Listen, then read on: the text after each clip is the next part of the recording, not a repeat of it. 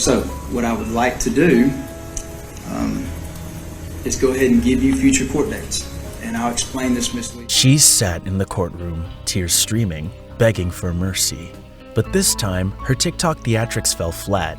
The judge saw her clearly, not a victim, but a girl who had brutally murdered her own kin.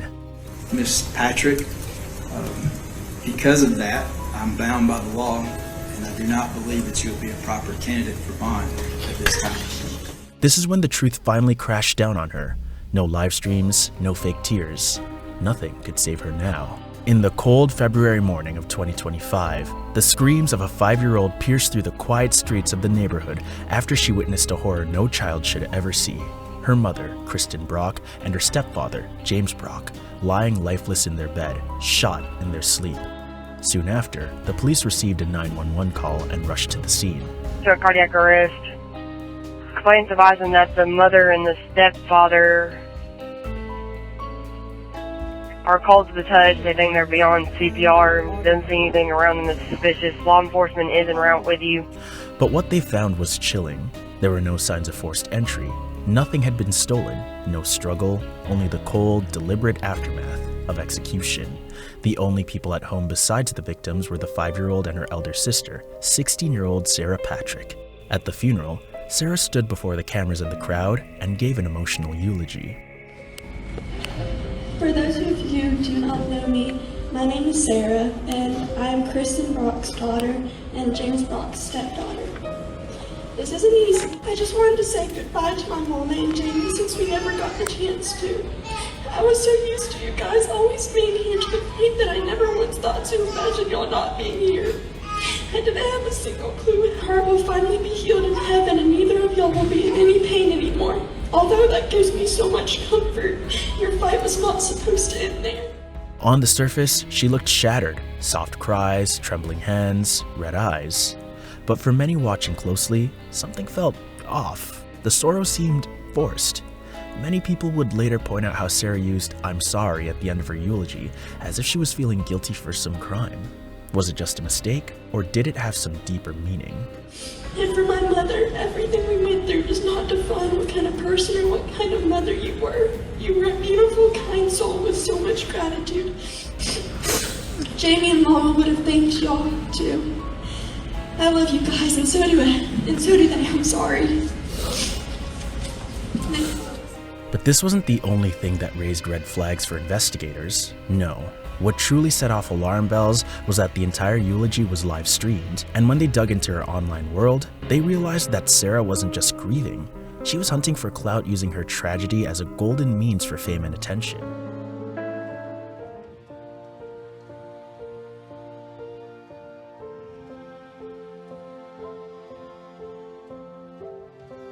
You see, Sarah was a TikTok fanatic, a social media enthusiast with a habit of oversharing every detail of her life. And in the days after the murders, instead of withdrawing, Sarah became more active, posting, commenting, even sending messages to true crime bloggers and influencers to look into her family's case, suggesting that her family's tragedy would make a big hit online. I did have some questions, but I didn't want to lean into those questions. I just told myself, this is a teenager. This is the victim's daughter. There's no way. The patterns in her actions all pointed to a horrifying reality. Could a teenager truly harm her own mother after that mother fought so fiercely to be in her life for fame on the internet? Did Kristen deserve this fate after finally rebuilding her happiness with a new partner? This case went unsolved for more than 4 months. During that period of time, Sarah Grace Patrick posted on social media, primarily TikTok, about how she was mourning the loss. As investigators pieced together her digital footprints, her shifting emotions, and her chilling online behavior, their suspicion turned into one question.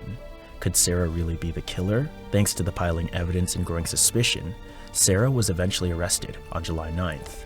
Today, we can confirm that an arrest has been made in the case. Sarah Grace Patrick has been taken into custody and charged with 2 counts of murder and 2 counts of aggravated assault. When the courtroom proceedings finally began, the prosecutors painted a picture so dark that the room seemed to shrink. When the defendant entered their room with a gun, and I imagine their terror in their final breaths.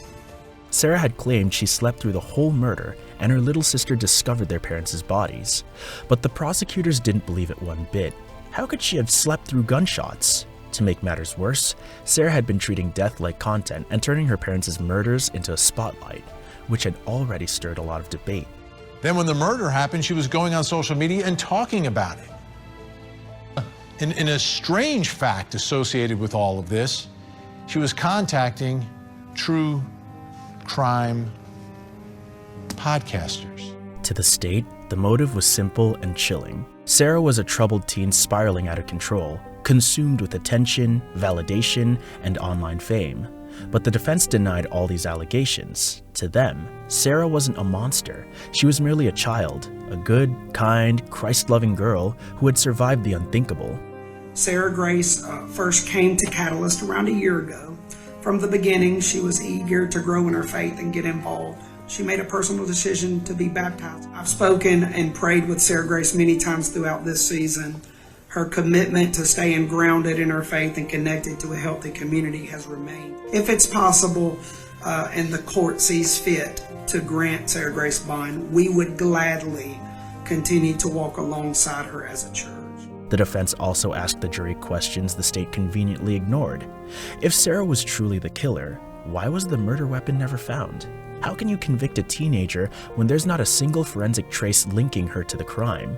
And why did investigators ignore the pry marks on the back door? The same pry marks her biological father said he saw himself.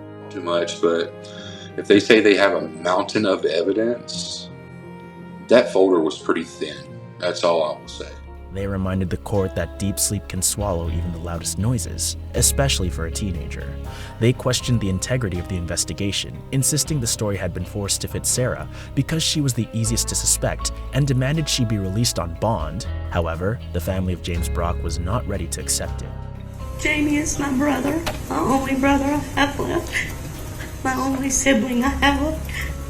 And for reasons I will never understand, the defendant caused such imaginable pain. With all of this in mind, I am deeply concerned about Jaylee's safety should the defendant be released on bond. To them, Sarah wasn't just a suspect, she was a threat. They insisted that releasing her would endanger the safety of her 5-year-old half-sister, the same child who discovered the bodies and whose world is already in ruins. Before you make your decision regarding bond, I respectfully ask that you consider several critical factors. If someone is capable of what happened here, then I cannot ignore the real possibility that she could pose a threat to those of us left behind.